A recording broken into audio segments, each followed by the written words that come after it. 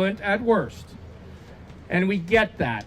So helping us and guiding us with a civil conversation for engaging in this topic is a lady that you all know and love, I hope. I hope you know her. If you don't, you will by the end of the day. Her name from all the way from Peterborough, I believe.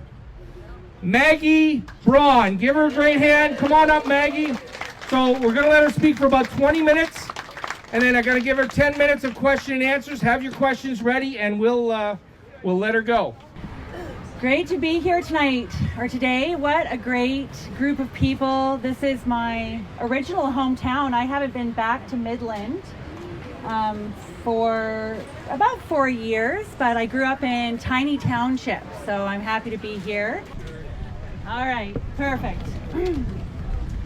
So yeah, I'm really very much about our circle of influence is where we grew up. Our hometowns, the place where we know where our communities are.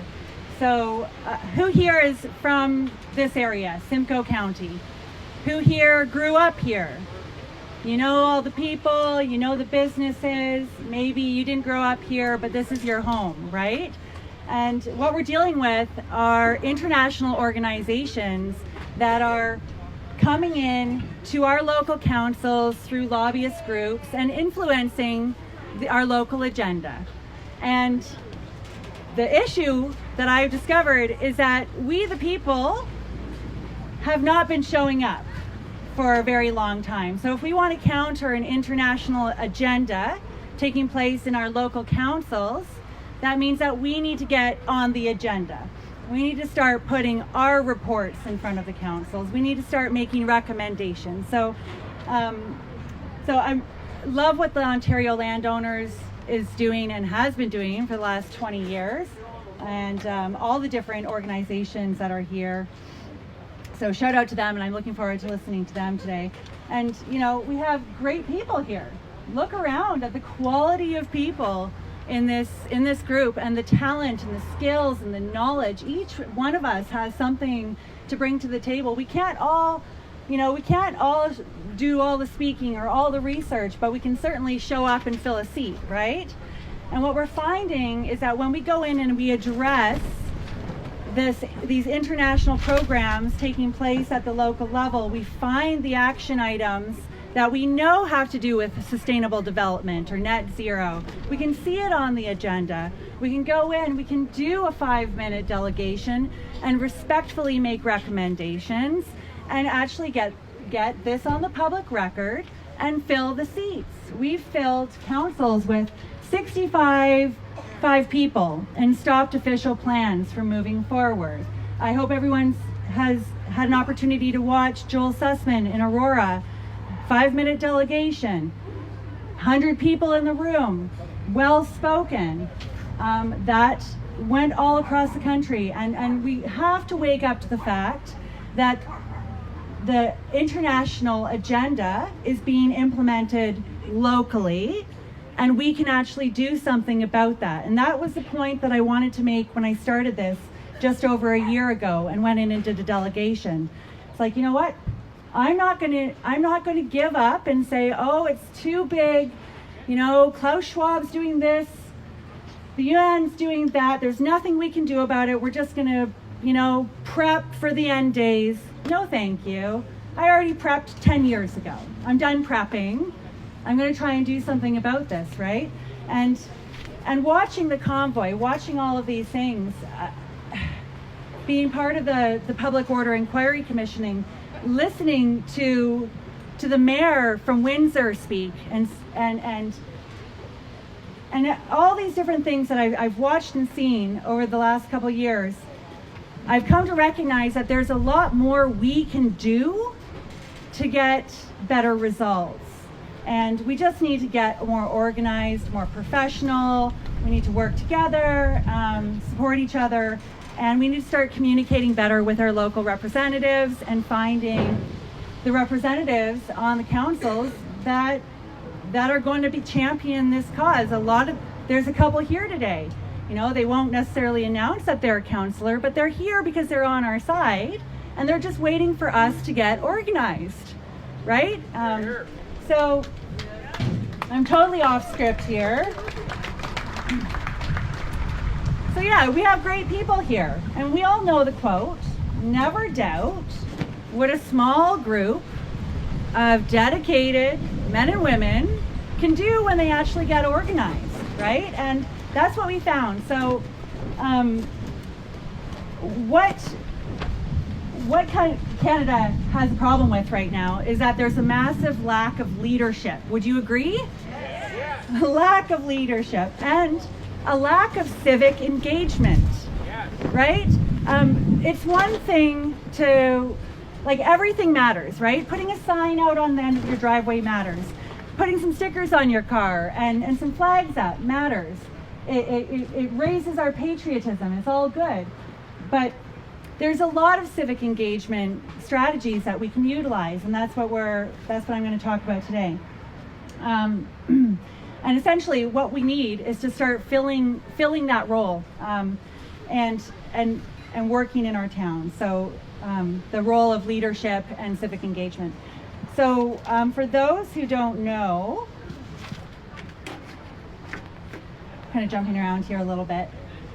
So I'm going to move into what's happened to our country, okay? So in the last 30 or 40 years, we've been introduced to this idea of sustainable development.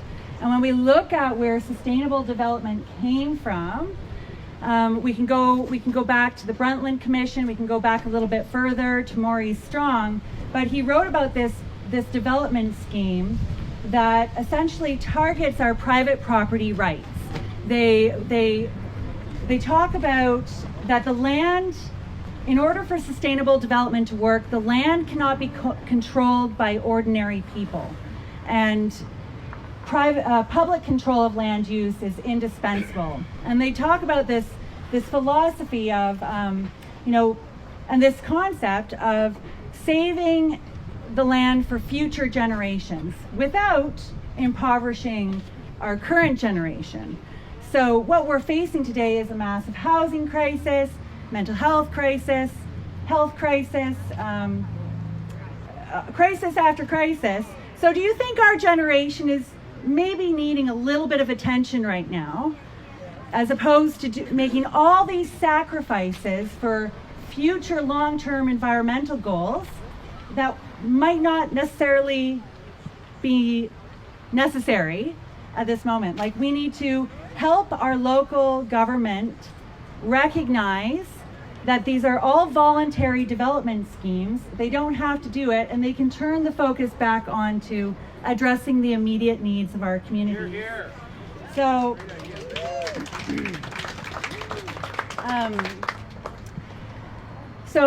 just a really brief history about sustainable development, and you can read about it on my Substack newsletter, kickley.ca.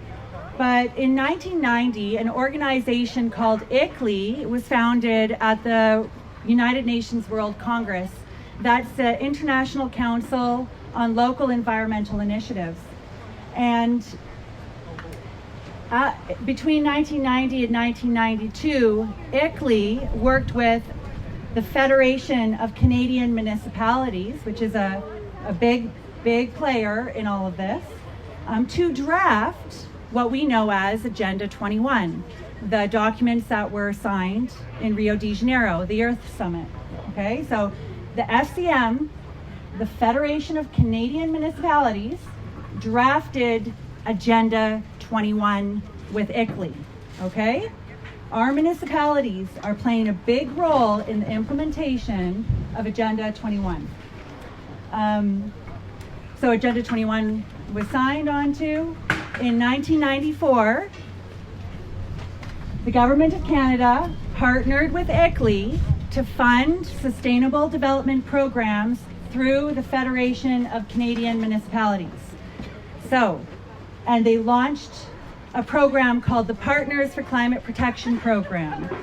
This is so from 1994 now, up until now, municipalities all across Canada have been signing up for this Partners for Climate Protection Program and a whole bunch of other sustainable development programs. So what is the Partners for Climate Protection Program? It's essentially a data harvesting program and it's collecting all of our energy consumption and waste data, giving it to ICLEI, which is an international third party, which is funded by Google and BlackRock and Vanguard. And the next step after you do the data collection is they get the municipalities to set a reduction target. Reduction of what? Our energy consumption and our waste. And they're aiming for, what are they aiming for by 2050? 30% reduction in greenhouse gas emissions. But by 2030, so yeah, it's net zero by 2050, right? So they'll do this thing where, okay, by 2030, they'll set a reduction target to between 30 and 50% in reductions, right? And they're collecting all of our, did you know all of your data is being collected? How much you're driving in your car, how much electricity you're using, how much waste you're putting out at the end of your driveway. Has anyone had stupid bylaws lately that say that you need to have your septic pumped every year and inspected on your dime? Why do they need that information? Because they want your waste data so that they can put it into their ICLEI software and set a reduction target. So, and then the next step that they do is they create climate action plans. Who here has a climate action plan? You all do. Simcoe County here signed up for this program in 2018. Barry signed up earlier, and so on. But you all have climate action plans now, and they all came from this Partners for Climate Protection program. So then what happens is they start passing all of these bylaws so that they can get all of this data, so that they can set up their cameras all over the place, so they can track how many cars are going by, so they can start to make it. So one of the end goals with sustainable development is all about the land, okay? It's all about human settlements, and they're trying to get everyone to slowly move off the land and into the settlement areas and into high density housing. Right? So if you're living in the country and you find that, like, what's with this next bylaw? Why do they keep passing these things that is making it harder for us to live on the land? And you end up getting frustrated and you end up just moving into the city because you're tired of it, or you can't sever your property anymore to give it to your children, so you just end up selling the whole thing. This is where it is all coming from. So we are going in, so we're identifying these programs. So we've identified the program, we're identifying the joining motion that our council signed up for the program, right? So this doesn't just happen overnight without an action within our councils. Our councils at one point over the last 30 years had a piece of paper go in front of them during a council meeting, and it was a joining resolution to join the Partners for Climate Protection program. And it told those councillors in their 6-hour meeting with 1,000 pieces of paper in front of them that they're busy, they're in their meeting. This 3-page document comes in and it says, we're recommending you join this Partners for Climate Protection program. It's free to join, it's voluntary, you can leave anytime, and it's going to help you to address climate change in your community, and we're going to do all the work for you. And the councils, they just join. Up until this point, nobody's ever questioned that joining resolution or even knew what it really was. So we started we started to question this. So recently in Niagara, a community named Thorold had 2 councillors on the council that reached out to me, and that's when I started really digging into the Partners for Climate Protection program. And I know I have a lot more to learn when it comes to all of this, but we're definitely on to something here. And we had a group down there working that was interested in doing this work, and we did some delegations. I spoke to their environmental committee. I talked about the program. I talked about the drawbacks of the program. I talked a little bit about climate change and how maybe this doesn't make sense to go to all this work when CO2 is only 0.04% of the Earth's atmosphere, and humans only contribute 3% to that. And Canada is 90% uninhabited, and we use our fuel for heating our homes, cooking our food, and driving to work. Maybe this doesn't quite fit the Canadian mold, and we shouldn't be spending so much staff time and energy on this. So several people did delegations. We sent some great emails to the council and the staff there. We backed up everything we said with references, with facts. We were diplomatic. We did public awareness videos, and we had people out handing out flyers, gathering signatures on a statement of support for our recommendation to withdraw from the program. And by the time it came for this to come to the vote, the agenda came out on the Thursday with the staff recommending that they withdraw from the program. So it worked.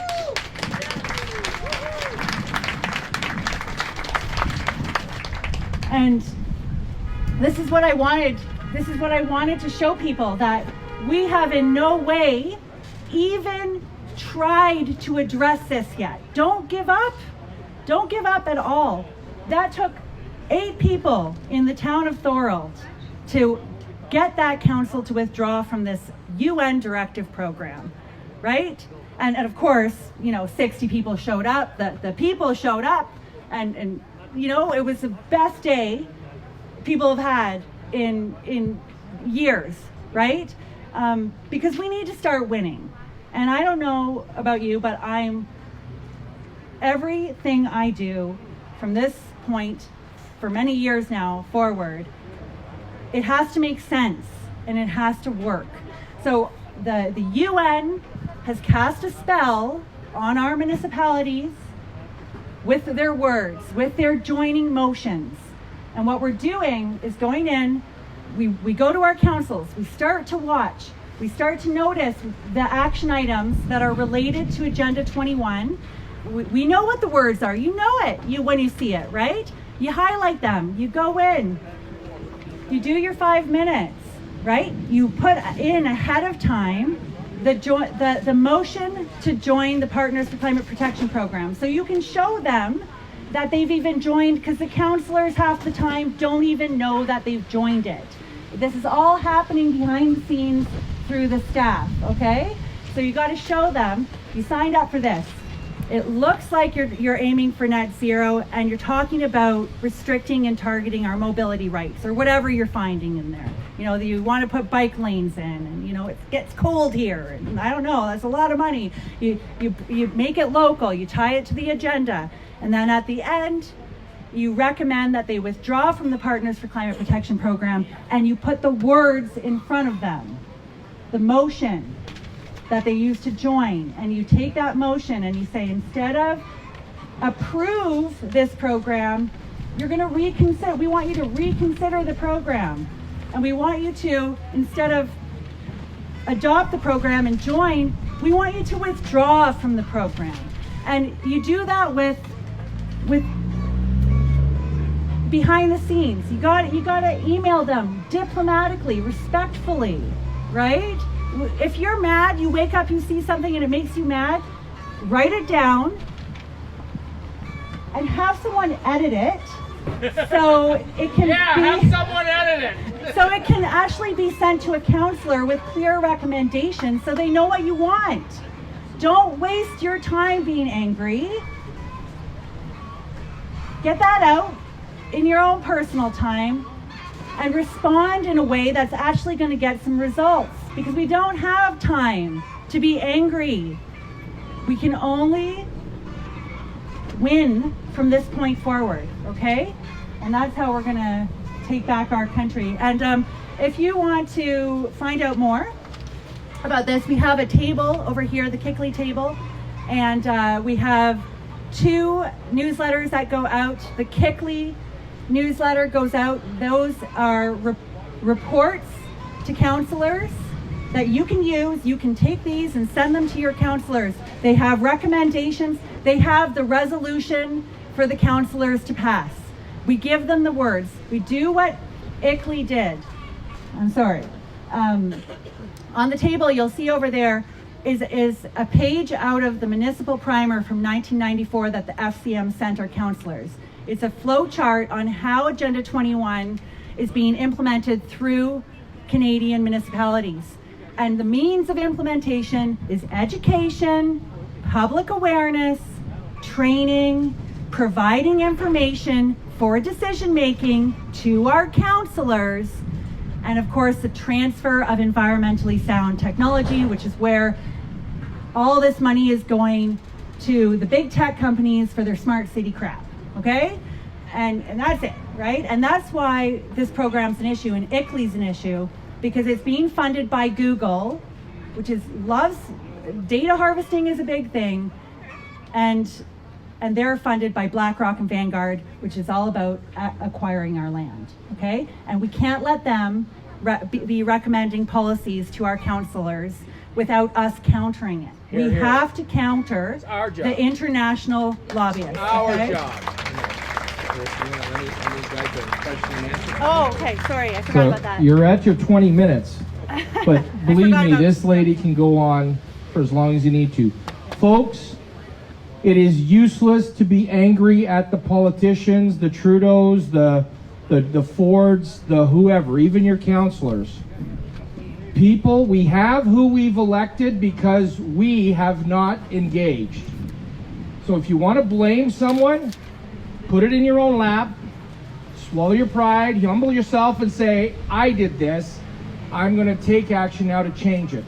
And notice the organization that is coming in is ICLEI, and Maggie's organization is called Kickley, because we're going to kick them out. Is that right? Yeah.